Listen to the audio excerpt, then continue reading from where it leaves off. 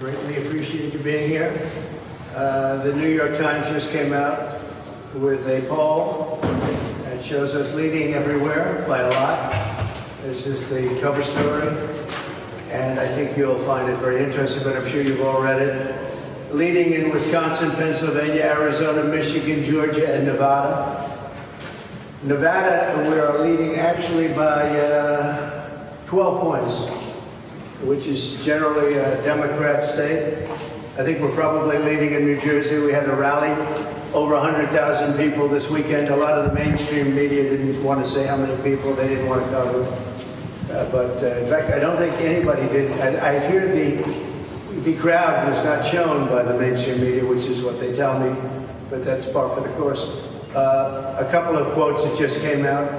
Fareed Zakaria, no friend of mine.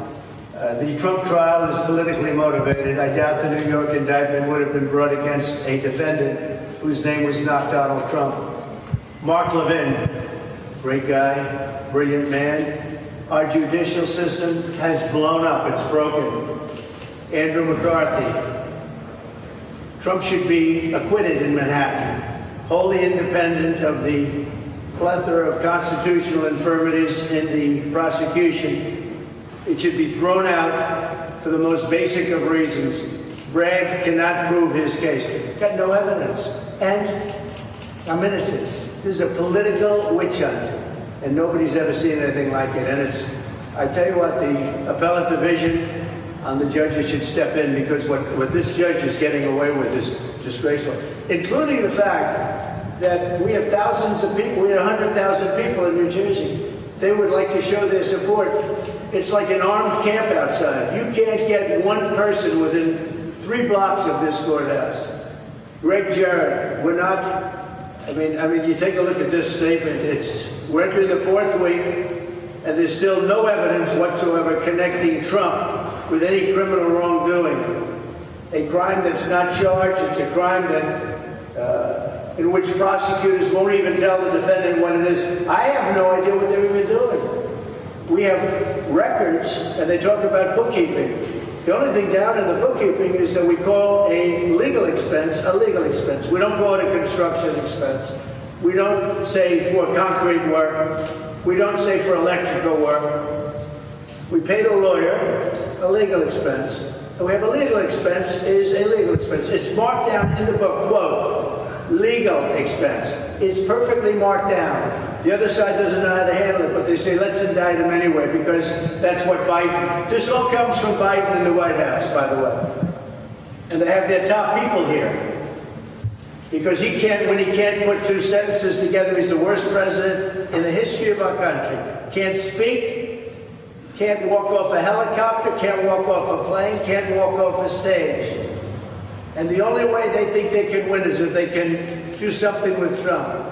Because we have an incompetent, the worst president in the history of the United States of America. Jonathan Turley, after Bragg closes the prosecution's case, the defense will make a standard motion for dismissal. Mershon, who is so corrupt and so conflicted, like no judge has ever been. And the press doesn't want to write about it, but you know exactly what we're saying. Mershon should grant that motion for dismissal. There's been no showing of a crime. They failed to protect the rights of the defendant from a baseless, politically motivated prosecution. That's Jonathan Turley.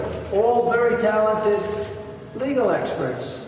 But the big thing today seems to be the Times. I'm sure the Times is thrilled, but I respect them for at least letting it come out. And there it is. It's Trump leading by a lot in every state. Every swing state leading by a lot. This trial is rigged. It's dishonest. It's a disgrace to New York. It's a disgrace to the country. I should be out campaigning now instead of sitting in a very cold courthouse all day long. This is a Biden prosecution. It's election interference at a level that nobody in this country has ever seen before. This is for third world countries, not for the USA. Thank you very much. Mr. Trump, who's with you in the courtroom today? Well, there you have it. Former President Donald Trump describing the judge presiding over this trial as so corrupt and so conflicted, claiming the trial is rigged, claiming it's a disgrace, and also complaining about the temperature in the courtroom, saying it's cold and he has to sit there all day. Let's bring in our US correspondent, James Matthews, who was listening in to some of that. And James, look, he started off with his printout there from the New York Times talking about his polling, but quickly turns to his favourite topic of discussion, how everyone is out to get him and how it's a political witch hunt. He was charged with violating the gag order just last week and had to pay some $10,000 for the 10 occasions he did it. But he just called the judge corrupt and conflicted. I wonder how that would stand against those orders. Well, it won't go down well with the judge, one assumes, Kamali, but the gag order is focused on witnesses and jurors. So I think to that extent he's dancing around the instruction.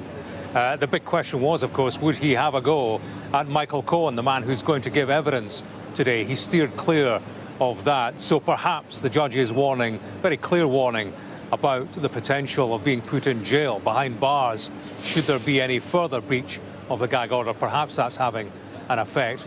Interesting, Trump, he's clearly heartened by this poll in the New York Times, despite all of this and despite all the questions about the impact of the court case and the court cases.